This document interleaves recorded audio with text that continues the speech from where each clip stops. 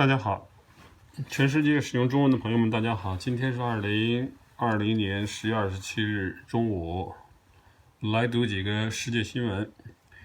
BP reports third quarter earnings plunge amid falling demand.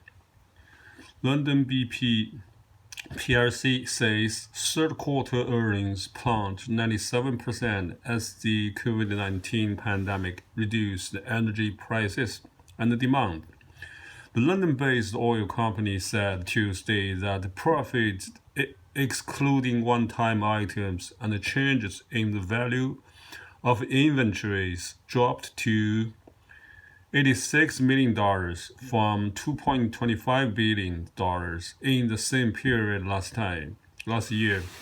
Underlying replacement cost results rebounded from the second quarter when BP posted a loss of $6.68 billion. BP is facing the twin challenges of reducing cost to adjust to an new era of lower oil prices as the company tries to shift its focus toward renewable energy amid pressure to reduce greenhouse gas emissions that contribute to global warming. BP has pledged to eliminate or offset all of its carbon emissions by 2050. 2050年，全世界各国都在努力达到零排放，中国大概2060年。BP says the COVID-19 pandemic continued to create a volatile and challenging trading environment. There have been some early signs of global economic recovery. However, the shape and the pace of the recovery is uncertain, as it depends on the further spread of the pandemic. Brent crude, the benchmark for international oil prices, averaged $42.94 a barrel in the third quarter, down nearly 31% from the same period last year. Demand for aviation fuel fell about 70% from a year earlier as airlines grounded flights. BP said demand for retail fuels fell 7%. Pandemic sucks. Christmas gathering up in the air, PM Ottawa. Prime Minister Justin Trudeau says the global COVID-19 pandemic really sucks and could jeopardize large gathering with friends and family over Christmas after a rained in Thanksgiving. Rained 已经舒服的废弃的 Thanksgiving.Acknowledging frustrations around the partial lockdown and the scraped 是报废的 scraped 废纸一张啊 scraped Halloween plans in some parts of the country. Trudeau said Tuesday that Canadians need to gird themselves for a tough winter ahead.It's frustrating to have to explain to your kids. Argentina moves ahead with abortion legislation. Abortion legislation 坠胎合法化。Argentina's President Alberto Fernandez bayed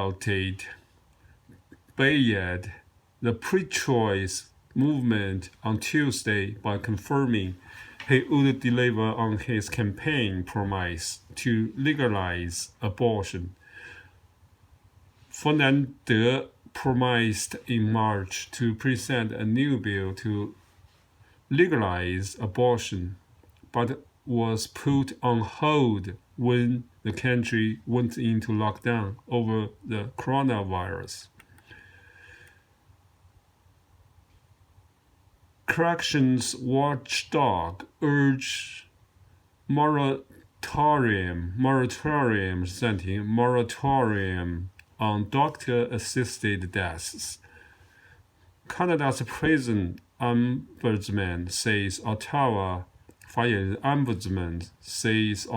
must put a moratorium on allowing medical assistance in dying inside a federal correctional institution.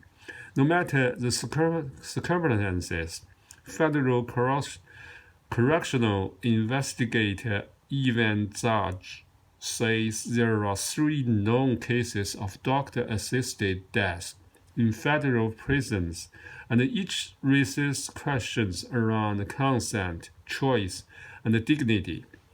In his 2019 to 2020 annual report released today, Jint says his office found a serial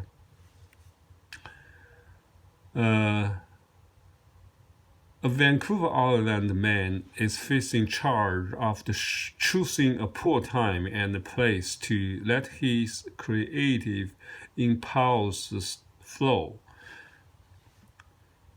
Nanaimo RCMP says an officer was called to donut shop on Sunday when a staff reported someone had just spray painted the shop floor. The suspect was gone by the time police arrived, but as the officer was taking photos of the damaged floor, a bystander noticed someone was spray painting the RCMP cruisers parked. The latest news on COVID-19 developments in Canada, all time Eastern, 2 p.m. Manitoba has tallied its highest daily number of COVID-19 cases since the pandemic began. Health officials reported 184 new infections on Tuesday and 3 more deaths. The latest victims include a woman in his 60s connected to an ongoing outbreak at the Parkview Place long-term care home in Winnipeg, and a man and a woman both in their 80s connected to an outbreak. Federal split rapid housing cash between big cities, offer up rest for projects. 15 cities were shared $500 million in federal funding so they can buy properties being sold because of the COVID-19 pandemic and use them to help keep people from becoming homeless. Canada's biggest city, Toronto, will get the lion's share of that funding pie with about $203 million. Social Development Minister Ahmed Hassan says the money to the big city should be moving out in the next few days. A further $500 million will be upcoming. Blinded by Bud.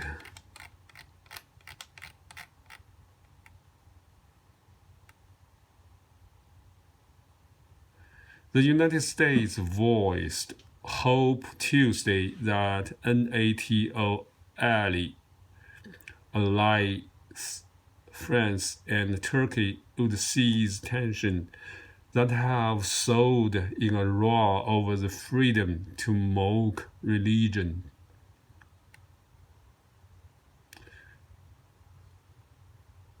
Protesters in Istanbul hold a sign showing French President Emmanuel Macron with a shoe print over his face after defended the right to mock religion following the beheading of a teacher near Paris who had sewn cartoons of the Prophet Muhammad.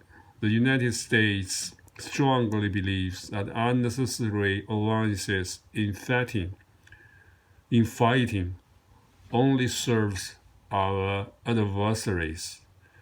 A State Department spokesman said the United States did not immediately offer further comment on the role or the merits of Turkey's criticism of France. Turkey's President Recep Tayyip Erdogan has led the charge against his French counterpart Macron, backing calls in the Islam war to boycott French goods. Macron has robustly defended the right to free expression, including to mock religion, amid revulsion in France over the beheading of a schoolteacher who had shown his class controversial cartoons of the Prophet Muhammad. Many Muslims consider any depictions of their prophet, let alone satirical ones, to be blasphemous. Relations had already been soured between France and Turkey, with Macron outspoken in siding with Greece and Cyprus, and Ankara defiantly explores for energy in disputed Mohammedan water. Turkey has also seen friction with the United States, which denounced Ankara's recent testing of a Russian air defense system as incompatible with NATO commitments, but Erdogan has at the same time forged a warm relationship with President Donald Trump. At Fresh Air Express in Ottawa, a sporting goods store that specialized in bikes in the summer and cross-country skis in winter, the demand for ski equipment doesn't traditionally take off until the first flakes of snow have fallen.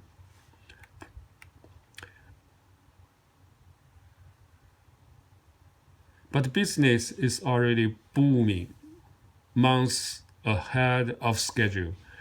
After record bike sales during the first part of the COVID-19 pandemic, Fresh Air owner John Digney is seeing the same phenomenon with the cross-country skis.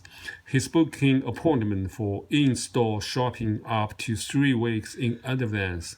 Traditionally, when we transitioned from bikes to skis, we have allowed during October and November. The Christmas season kicks it off early December, Digney said. This year, it's already full speed ahead. We didn't have any transition. We went straight from bikes to skis in a day. If there is silver lining 8 months into the global pandemic, it's that Canadians have embraced the outdoors, but winter will present new challenges. While we know the importance of fresh air and the movement for physical and mental health, the cold and the shorter darker days will push people indoors. Gabor Siska, president of Calgary's Foothills Nordic Club, isn't surprised that cross-country ski equipment is flying off the shelves. The sports benefits, he said, are numerous. You are outdoors, usually in a beautiful environment with trees and hills.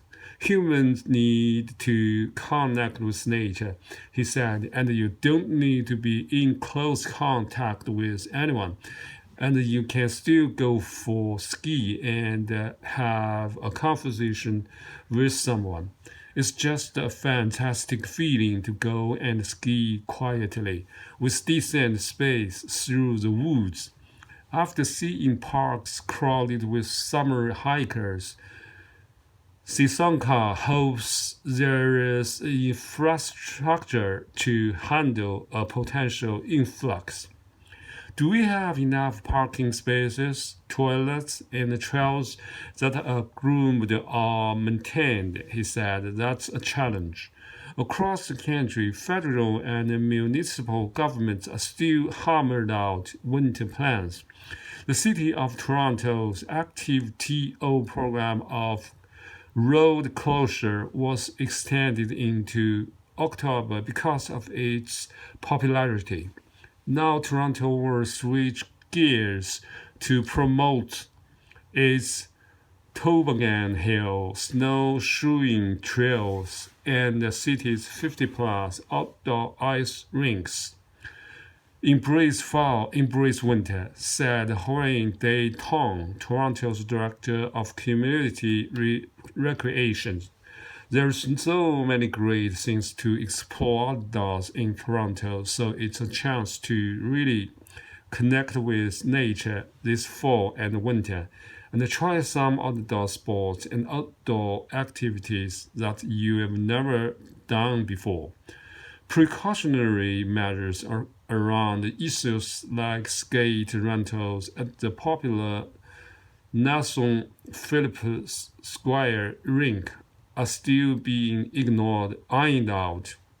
Quebec continues to be Canada's COVID hotspot, and with the situation evolving, Montreal has prepared various scenarios to enable residents to enjoy outdoor activities safely, the city said in a statement. For the time being, and provided that all conditions remain unchanged, only individual outdoor activities will be promoted. The statement said listing hiking, skiing, snowshoeing, fat biking, and skating. A busy summer gave Blue Mountain Resort staff plenty of practice around the capacity management. Tara Lavelle, Blue Mountain's manager of public relations, said planning ahead will be key this season. The resort just northwest of Collingwood, Ontario, won't sell World Cup tickets for skiing and snowboarding. They will need to be pre-purchased online. Capacity will be kept to a reasonable number so that there is enough space, whether it be in a lift line or the base lodge, so that all the space accommodate physical distancing, Lavelle said. Blue Mountain has appointed task forces to study everything from lift lines to lessons, to dining and lodging. When it comes to rentals and other amenities you'd typically go indoor for, we are exploring things like having tents and heated outdoor space, Lavelle said. As much as possible, we are getting people outside. Masks will be mandatory both indoors and anywhere outdoors where distancing is difficult, such as in lift lineup and on lifts. Few Canadian cities do winter better than Ottawa. Sue Holloway, the first Canadian woman to compete in both summer canoeing and Winter Olympics cross-country skiing, said it's no coincidence she lives across the street from Ottawa's Mooney Bay. She and her adult daughters Sarah and Alexandra are regulars on the park's groomed cross-country ski trails. We'll go out for an hour and a half, 2 hours, then go on, have a coffee or something, or hot chocolate or Danish. There's always a reward, said Holloway, who coaches young kids at the Negro Creek Nordic cross-country ski club. Ottawa also boasts the multi-use SJAM Winter Trail, an urban trail that has both classic cross-country tracks plus space for walking, fat tire cycling, and skate skiing. And of course, Canada's capital boasts the world's largest skating rink, the Rideau Canal, which stretches nearly 8 kilometers. It's glorious, said Holly Wei. There's lots of opportunities in Ottawa for people to get outdoors. And in addition to COVID-19, there is our lack of sunlight in the winter and our need for vitamin D, she added. Being outdoors and getting our sunlight as well as our exercise is just so essential to our mental and physical well-being. Robin Mazanda, an environmental neuronutritionist who studies the psychological impacts of urban design, talked about the psychological sustainability. Psychological sustainability is mental well-being manifested by healthy behavior and feelings of happiness and fulfillment, and is threatened right now not only by the isolation, fear, job loss, etc. around COVID-19, but other stressors such as politics and the U.S. election, Manada said.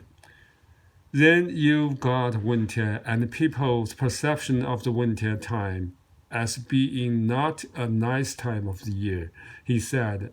I'd love to see cities putting fire pits outside, putting blankets out, keeping these pop-up bikes lanes and sidewalks open, and really encouraging people. Sidewalk snow removal will likely be a hot-button topic. I see snowy sidewalks will increase isolation for many. If you tell people to go outside in the winter and then they slip and break a hip or something because the sidewalk's not cleared, then that's a massive disincentive,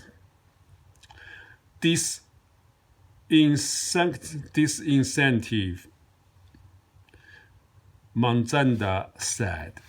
If the early season cross-country sales at the fresh air experience are an indication, many people are at least planning for outdoor activities. Digney, the store's owner since 2012, said many shoppers are first-time skiers. We are selling ski, boot, binding, pool, and full package, sometimes to full families, 2 and 3 at a time, he said. Bike stores had trouble keeping up with the spring and summer demand, and Digney predicted his store will sell out of cross-country equipment just like with bikes.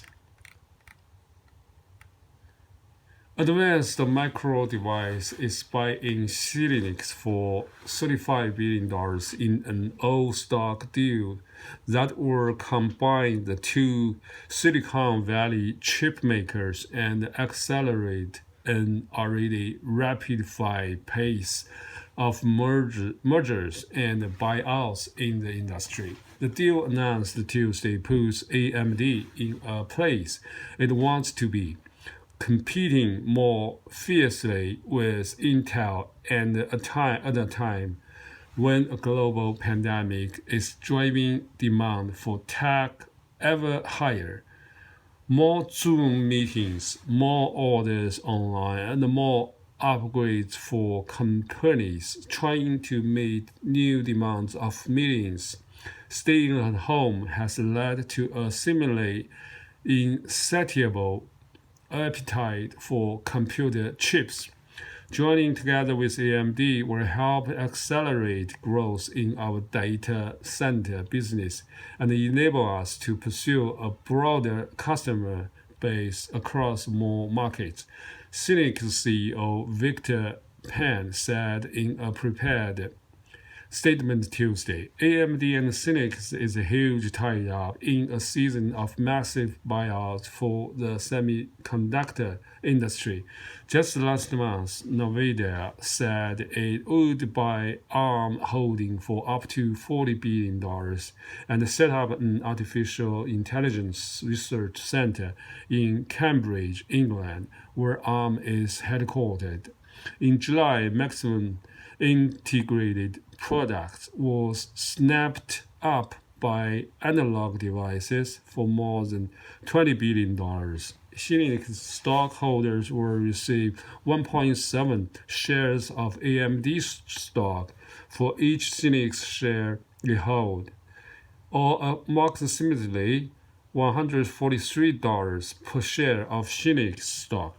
AMD stockholders will own about 74% of the combined company, with Cynic stockholders owning approximately 26%. Strategic growth initiative. AMD CEO Dr. Lisa Su will lead the combined company as CEO.